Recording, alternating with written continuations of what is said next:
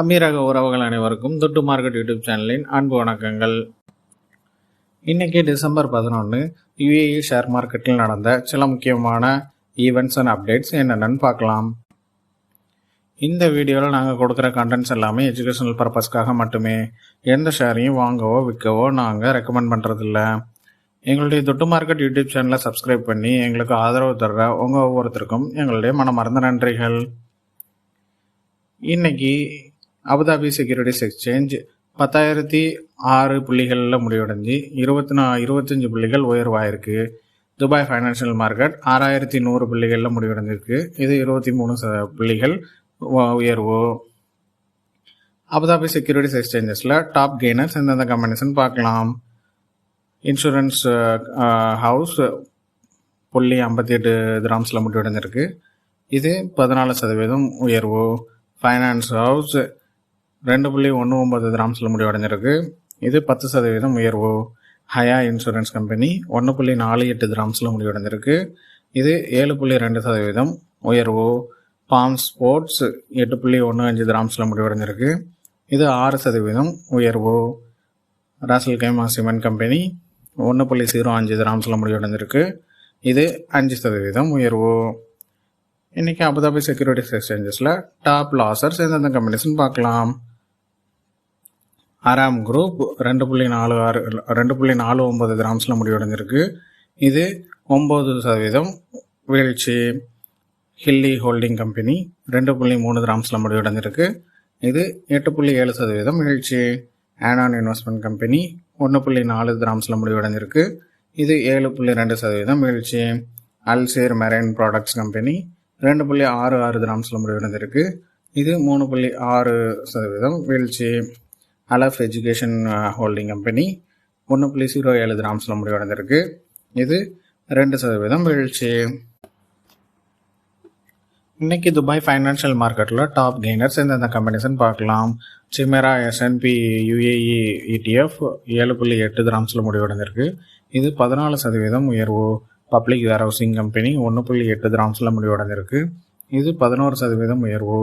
Emirates NBD 27.8 திராம்ஸில் முடிவடைஞ்சிருக்கு. இது 2.5% உயர்வு. சாலிக் கம்பெனி 6.22 திராம்ஸில் முடிவடைஞ்சிருக்கு. இது 2.47% உயர்வு. ஸ்பின்னிஸ் ஹோல்டிங் கம்பெனி 1.5 திராம்ஸில் முடிவடைஞ்சிருக்கு. இது 2% உயர்வு. இன்னைக்கு துபாய் ஃபைனான்ஷியல் மார்க்கெட்டில் டாப் லாசர்ஸ் எந்தெந்த கம்பெனிஸ்ன்னு பார்க்கலாம். கல்ஃப் நேவிகேஷன் கம்பெனி 2.97 திராம்ஸில் முடிவடைஞ்சிருக்கு. இது 10% வீழ்ச்சி. டக்காஃபுல் எமிராட்ஸ் 1.73 திராம்ஸில் முடிவடைஞ்சிருக்கு.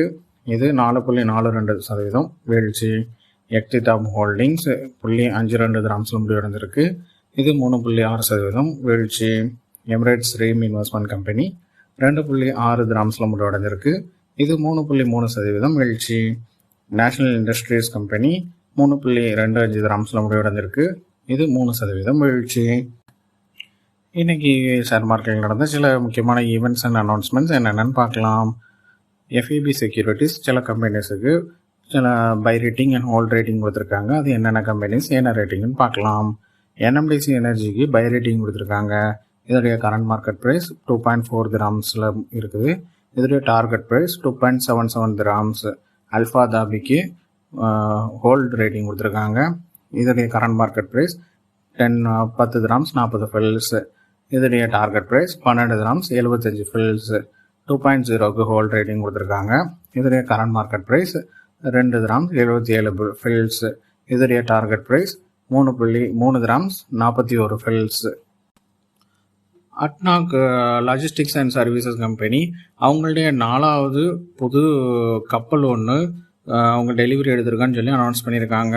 அவங்களுடைய ஃப்ளீட்டில் மொத்தம் 6 கப்பல் tanker gas tank LNG tanker அவங்க 6 கப்பலுக்கு ஆர்டர் கொடுத்துருக்காங்க. அதில் இது 4வது கப்பலை அவங்க டெலிவரி எடுத்திருக்கான்னு சொல்லி அனௌன்ஸ் பண்ணியிருக்காங்க.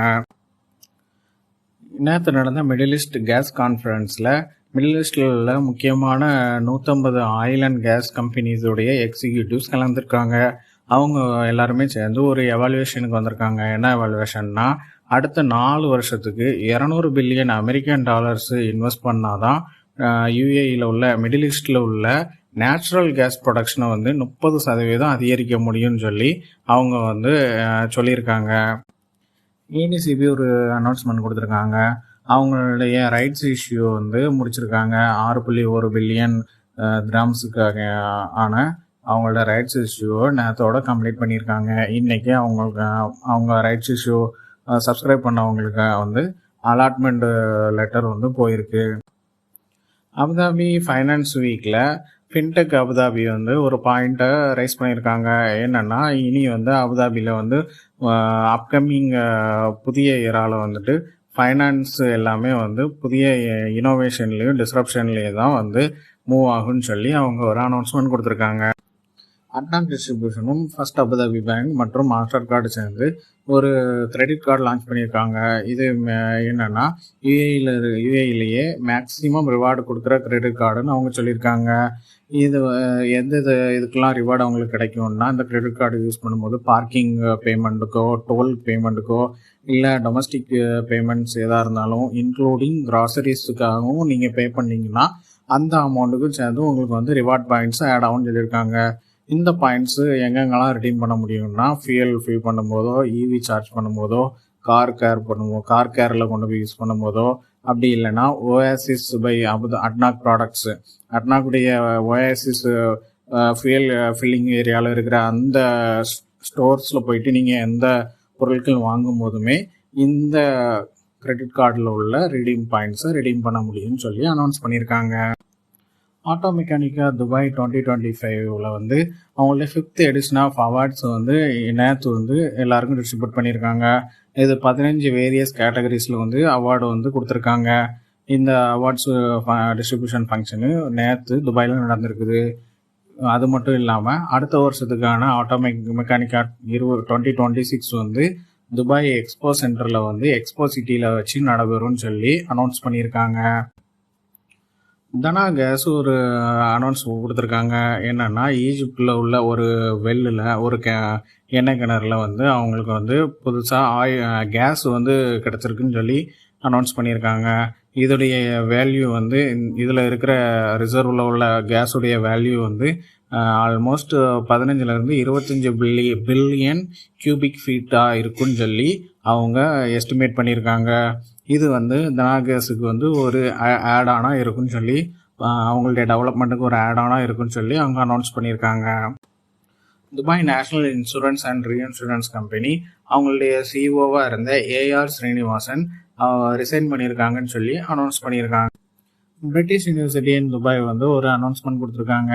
அவங்க டைம்ஸ் ஹையர் எஜுகேஷன் ரேங்கிங்கில் GCCயில் இருக்கிற மொத்த யூனிவர்சிட்டிஸில் டாப் 10 வந்திருக்கிறதா அனௌன்ஸ் பண்ணியிருக்காங்க. அது மட்டும் இல்லாமல் யூஏஇயில் உள்ள மொத்த யூனிவர்சிட்டிஸில் டாப் 4வது பிளேஸில் வந்திருக்கோன்னு சொல்லி அவங்க அனௌன்ஸ் பண்ணியிருக்காங்க. இந்த ரேங்கிங்ஸ் எதுக்காங்கன்னா 2026க்கான அட்மிஷனுக்கான ரேங்கிங்.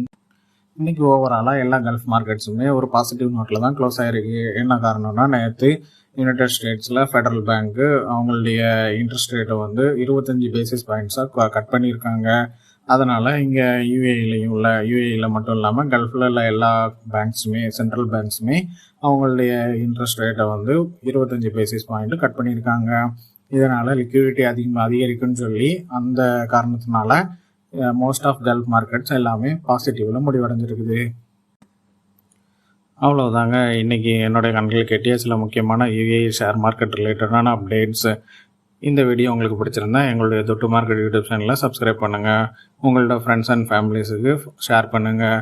எங்களுடைய தொட்டு மார்க்கெட் யூடியூப் சேனல் மூலமாக நாங்கள் போடுற டெய்லி அப்டேட்ஸான currency update, commodity update, gold and silver price update in AED and INR தெரிஞ்சுக்கணும்னா பெல் நோட்டிஃபிகேஷனை ப்ரெஸ் பண்ணிக்கோங்க.